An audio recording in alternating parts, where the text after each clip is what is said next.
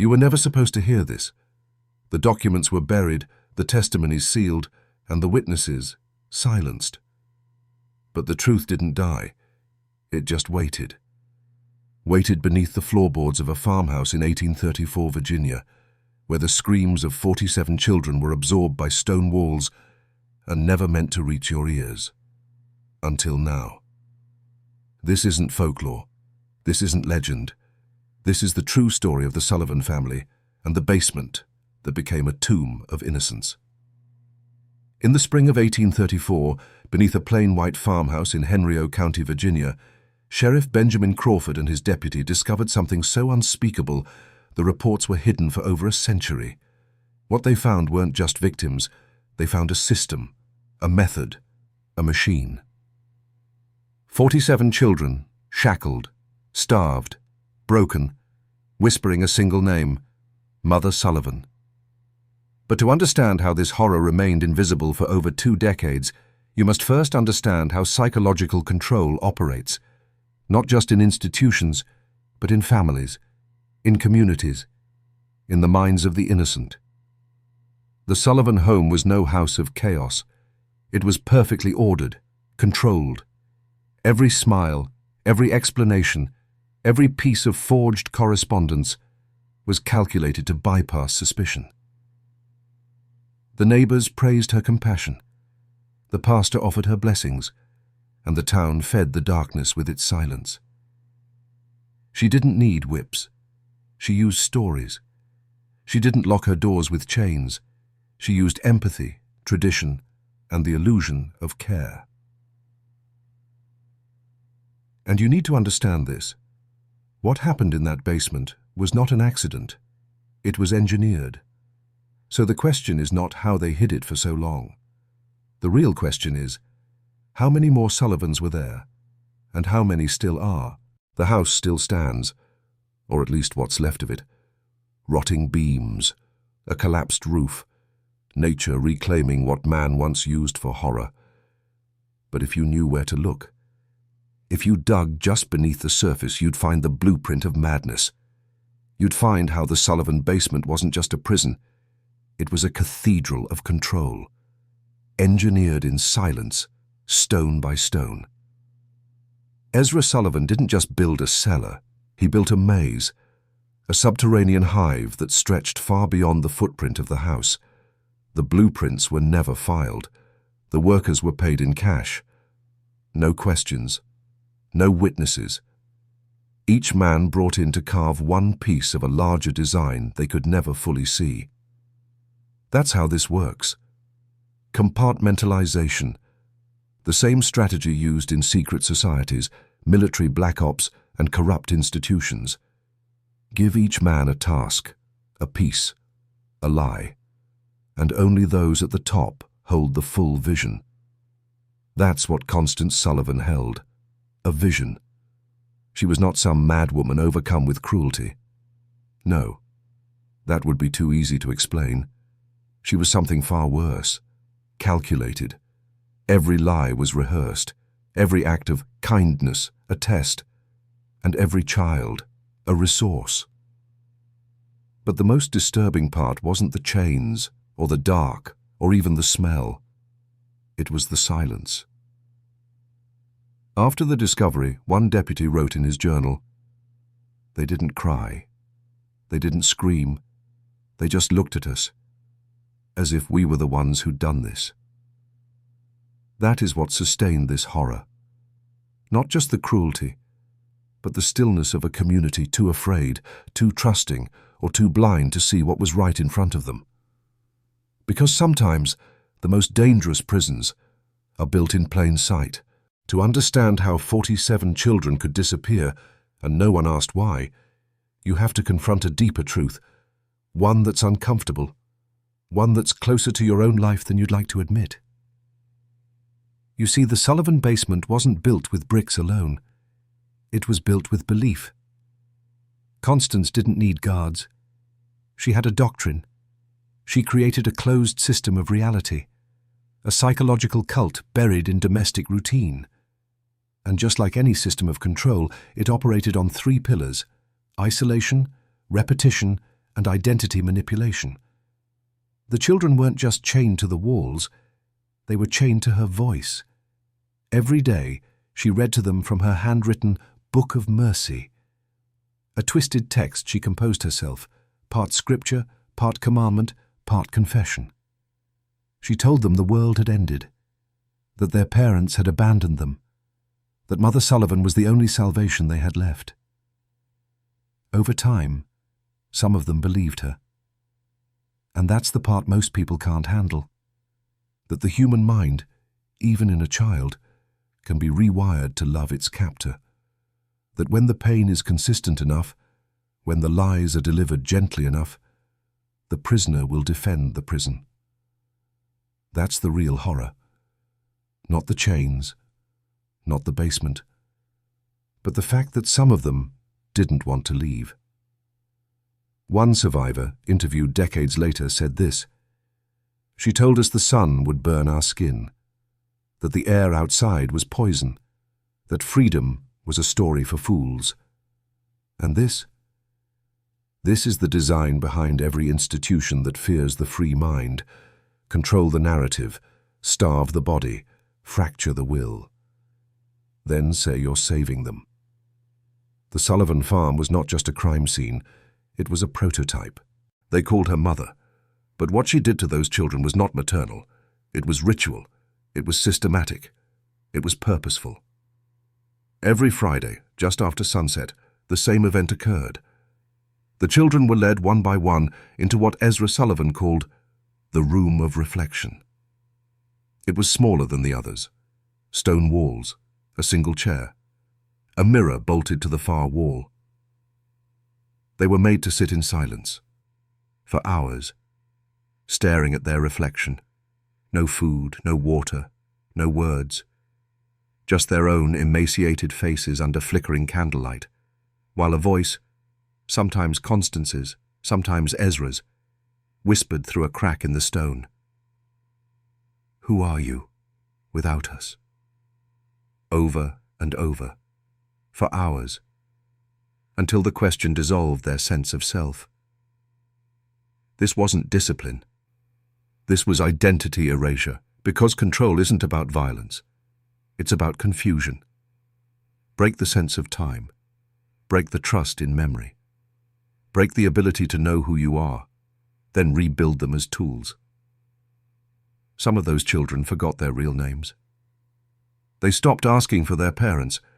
They began to speak in coded phrases Constance taught them, phrases that mimicked gratitude, obedience, even joy. But none of it was real. It was a defense, a shield the psyche constructs when reality is too unbearable.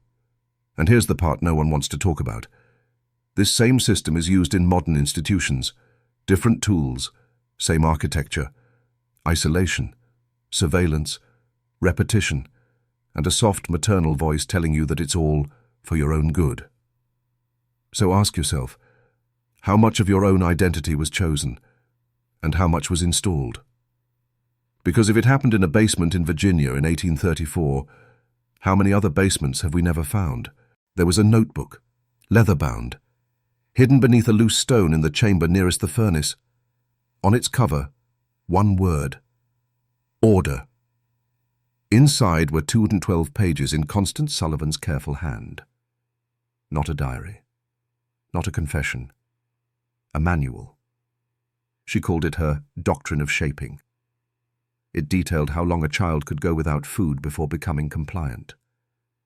How many hours in the dark produced dependency.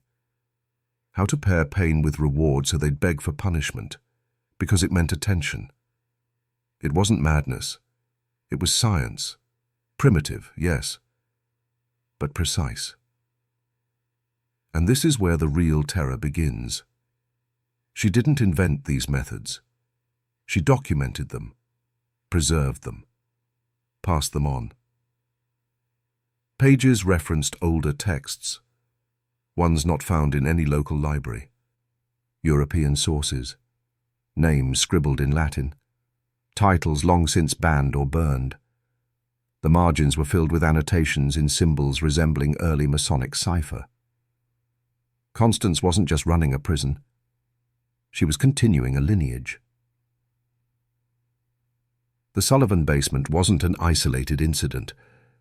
It was a node, a station in a network of unspoken ideologies, systems obsessed with control, secrecy, and human compliance.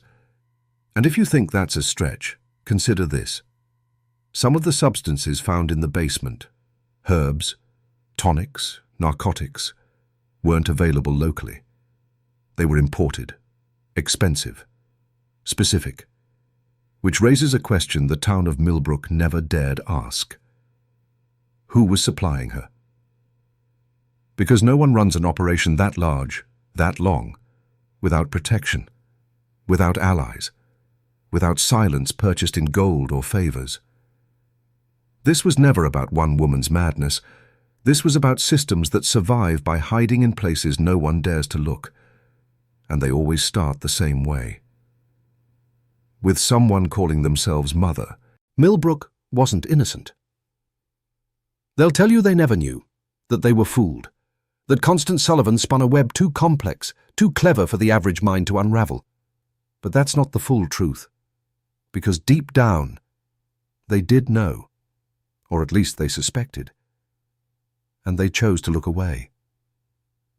You see, evil rarely hides in shadows. It hides in plain sight, draped in good manners and polite conversation. Constance attended church. She donated food to widows. She held prayer circles on Sundays. And every time someone noticed something strange, a cry at night, a hollow stare from a child, a padlock too thick for farming tools, she gave them what they craved more than truth, plausible deniability. The Sullivans were just private. The children were just shy. The lights at midnight? Just renovations. And the townspeople nodded, smiled, moved on. Because if they looked too closely, they'd have to act. And that would mean confronting something bigger than they were prepared for. So they swallowed their doubts. And in doing so, became part of the machine. This is how institutional horror survives, not by overpowering everyone, but by seducing the many into silence, with comfort, with routine, with the lie that it's not your problem. But it was. One shopkeeper recalled a child staring at him from the wagon, silent, pale, eyes pleading. "I told myself it was my imagination," he said, "that it wasn't what it looked like." But it was. The truth is, monsters don't live in castles. They live next door. They say grace. They buy flour and molasses. They wave to your children and shake your hand. And they survive because most people will trade a lifetime of complicity for 5 seconds of comfort. There was a room deeper than the rest, hidden behind a false wall beyond the last row of shackled children. Even Sheriff Crawford hesitated before entering. They called it the archive.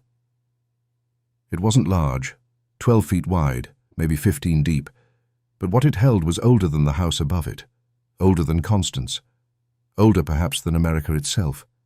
Shelves lined the stone, each one packed with volumes, leather-bound, hand-stitched, titles etched in Latin, Greek, even Phoenician. There were diagrams, anatomical sketches, charts of lunar phases tied to behavioral cycles, maps with no names, only coordinates and symbols. One book was marked simply, Continuum. Inside were rituals, observations, experiments conducted on children over centuries, passed from one hidden cell to another like sacred knowledge. And this is the moment everything changes. This wasn't just abuse, it was tradition, an underground order camouflaged by the ordinary, using orphanages, asylums, homes for unwanted children as vessels, testing compliance, erasing identity, studying the thresholds of fear and obedience. And each mother was a custodian of this system, trained, initiated, and installed. That's what Constance was. Not a mad woman, not even a leader, a caretaker of the continuum. And if that room existed in Virginia in 1834, then ask yourself, how many other archives are still sealed? How many other caretakers still smile from the porches of unremarkable homes? How many chapters have been written in silence and are waiting for someone to read them? You're not just watching a story. You're touching a thread of something buried but alive. Something that never left. Something that doesn't fear exposure, because most people will choose disbelief over danger. But you didn't. And now the archive is open. By now you understand, this isn't just a story. It's an initiation. You've been brought into something few ever glimpse, and fewer still survive unchanged. Because once you know how the game works, you can never return to the illusion of innocence.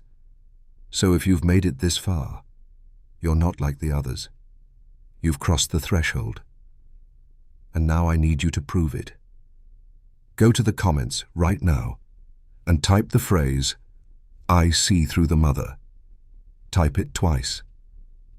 Not for the algorithm, but to mark the moment you left the surface and began the descent.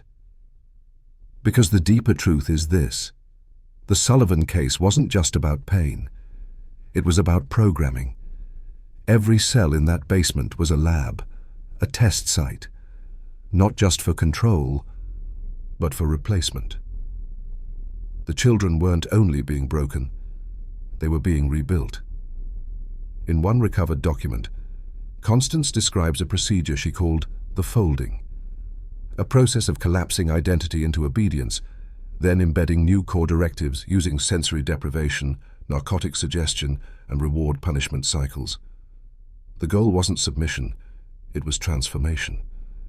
To erase the original child and replace them with a vessel, something that looked like a child, but wasn't. One of the survivors, decades later, said this: "By the time she was done, I didn't remember my name, but I remembered hers. I could recite everything she said, word for word. I wasn't me anymore. I was her echo." That's the power of systems like this. They don't just hurt you, they install themselves inside you. So now, look inward. What parts of you were planted by someone else? What voices still whisper when no one's around?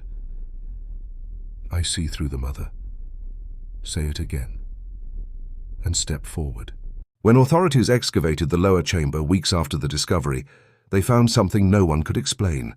3 child-sized cots in a separate sealed room, untouched by filth, decay, or struggle. Each bed perfectly made. A silver bowl of milk at the foot of one, a hand-carved wooden doll in another, and on the third, a folded note that read, "They are the future." The handwriting matched none of the other Sullivan records. The room was different, clean, sterile, almost reverent, and its contents weren't for containment. They were for preservation. This wasn't punishment. It was curation. For all the torment inflicted on the 47 children, 3 were chosen, conditioned differently, kept apart, not broken, but reshaped. These weren't victims. They were prototypes. The local papers never printed that part of the story. The sheriff's report omits it entirely. But one photograph, discovered in a state archive decades later, shows 3 young figures standing beside Constance Sullivan. Their faces calm, their posture rigid, their eyes vacant. One of those children was traced to a state orphanage in New Jersey, under a different name. She vanished again in 1851, last seen boarding a ship bound for Europe. No record after that. Gone. But the files found beside her bed said more. She had undergone the folding 8 times. Her empathy response had been neutralized. Her obedience index, perfect. What does that mean? It means the Sullivan basement wasn't the end of something. It was the beginning. A seeding, a transmission. The creation of vessels designed to carry the doctrine forward, into institutions, churches, governments, bloodlines. Because evil doesn't always die. Sometimes it reproduces. The Sullivan farm was burned to the ground in 1835, just 1 year after the children were freed. Officially, it was a lightning strike. Unofficially, the report is blank. No storm that night, no rainfall, and no survivors in the house when it fell. Constance and Ezra were already gone, taken into custody but vanished in transport. Their wagon was found days later, overturned near Black Hollow Ridge. Blood on the trail. No bodies. The records stop there, but the pattern doesn't. Because in 1837 in Tennessee, a similar orphan home was shut down. 17 children rescued. No explanation in the press. Just a quiet closure and a new fence around the property. In 1842, in upstate New York, same architecture, same sealed basement, same whisper of children calling their captor mother. Coincidence or continuity? Here's what they don't teach you in school. Between 1810 and 1860, over 1,200 children disappeared from state records across 7 eastern states. Most were classified as orphans, runaways, or wards of the church. But in many cases, the paperwork ends abruptly. No foster family, no burial, just gone. And when you compare the dates, locations, and names involved, you start to see it.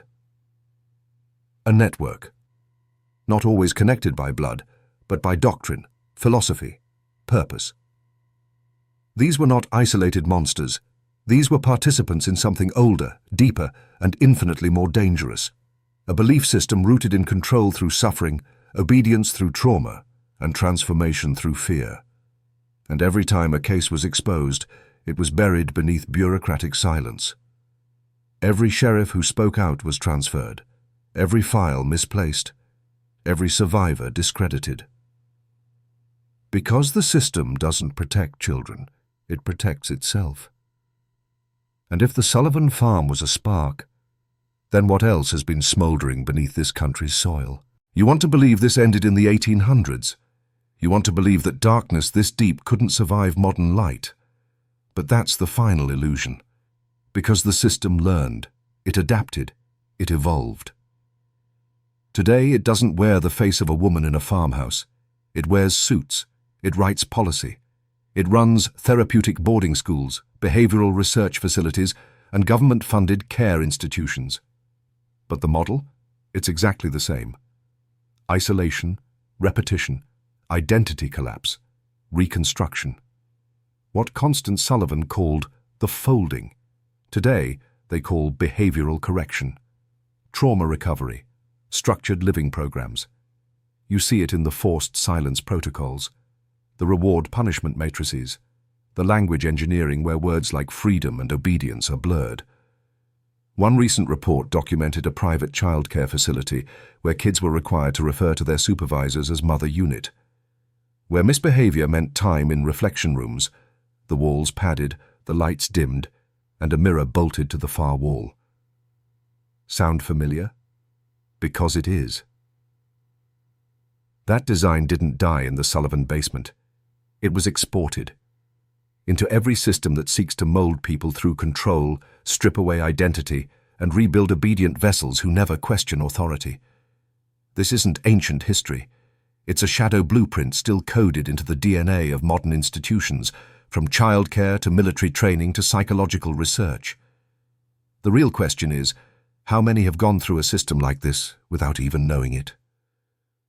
How many children sat alone in rooms, whispering for help that never came, taught that compliance equals love, that silence equals virtue?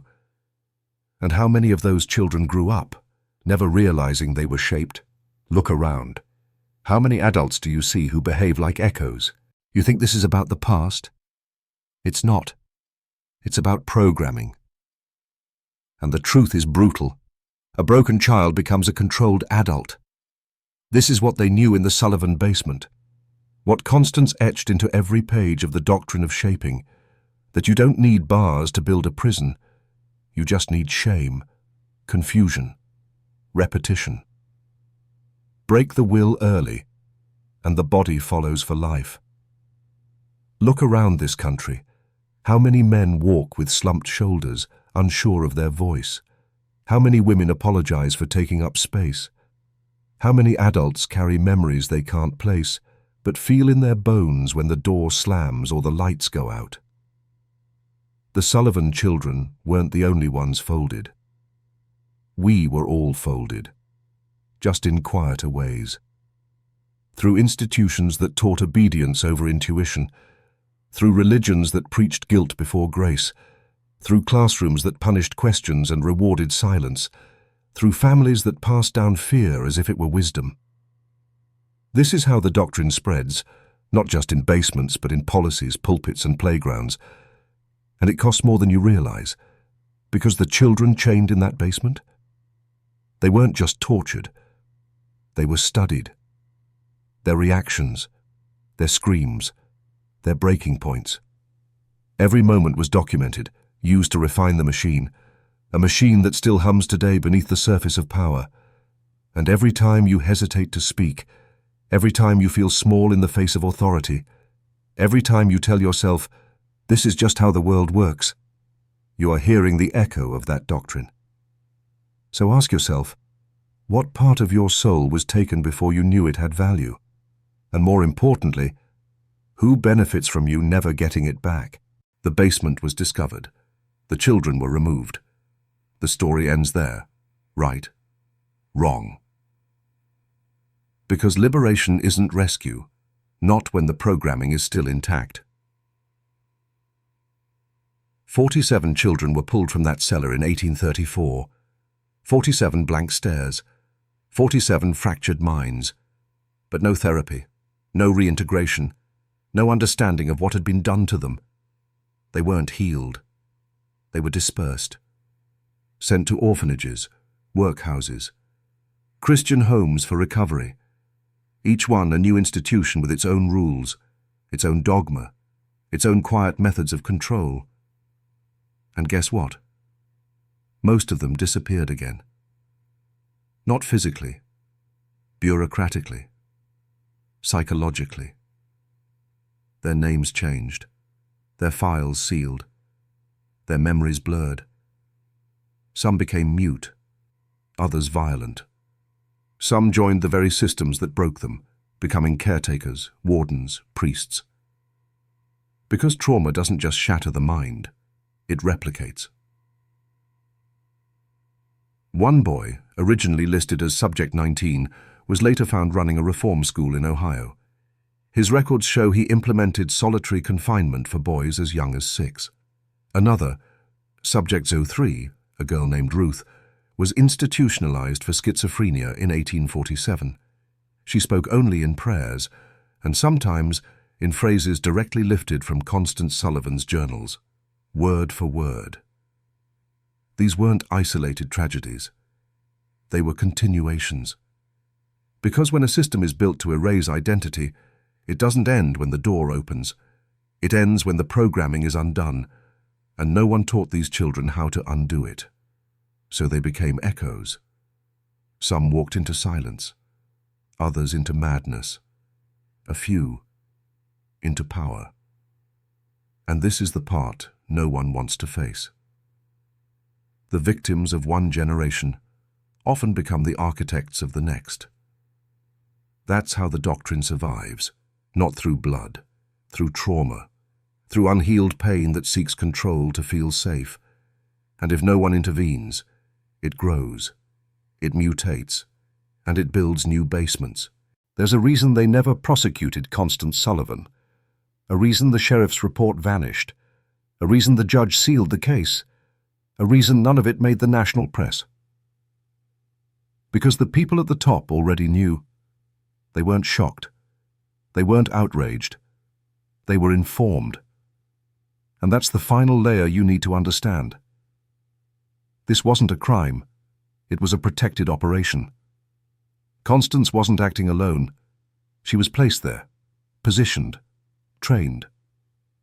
We now know she traveled to Europe in 1821, just 13 years before the Virginia arrests. Her passport was sponsored by a private foundation connected to early behavioral science, a group that believed obedience could be engineered through trauma and ritual. She returned fluent in German, Latin, and French. Her journals began to include diagrams of soul fracturing, mirrored pain response, and identity displacement through maternal inversion. This was not the work of a madwoman. It was the work of a programmer. And the Sullivan basement? That was her laboratory. A proof of concept. When they found the bodies, when the public cried for justice, someone higher up made a decision. Protect the asset.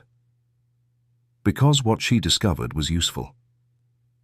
Imagine the power of a child raised to obey without hesitation, to suppress fear, to forget pain, to kill conscience. That's not a tragedy to these people. That's a technology. And once it worked, they didn't shut it down. They expanded it. Across continents, across wars, across classrooms and churches and clinics. The names change, the uniforms change, the paperwork improves. But the doctrine? It's still operational. And if you think this is some gothic ghost story buried in the 1800s, look closer.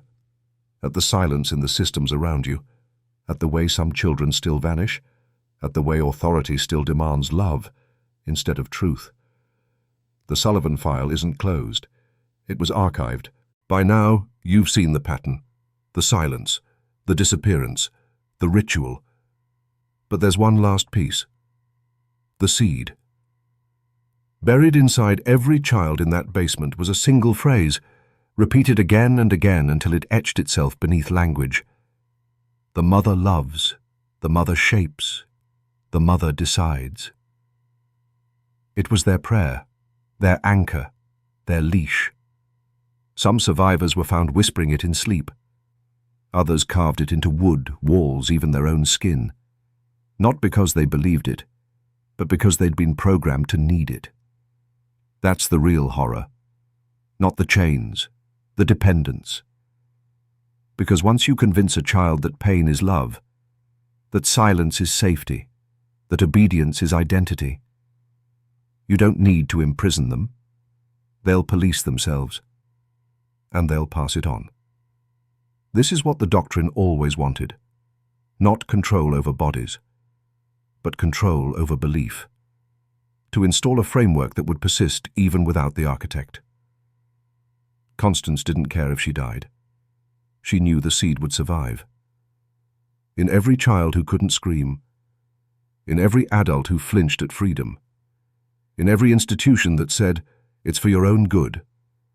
So ask yourself, how many of your beliefs were planted by someone who needed you obedient? Who taught you to fear your own power?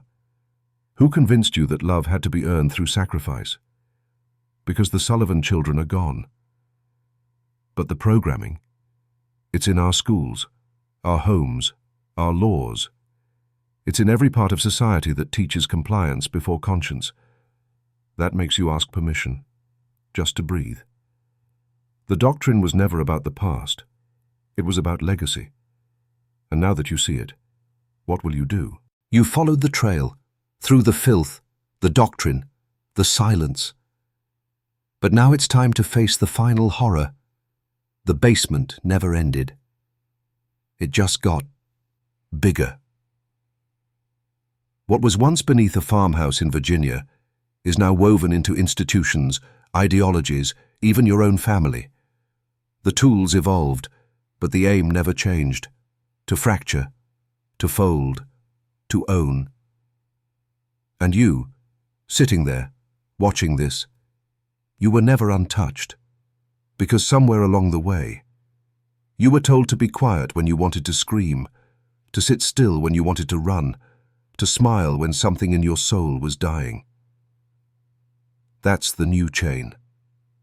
The invisible one. The one that tells you to adapt instead of rebel. But here's the truth. They never wanted you to hear. You are not broken.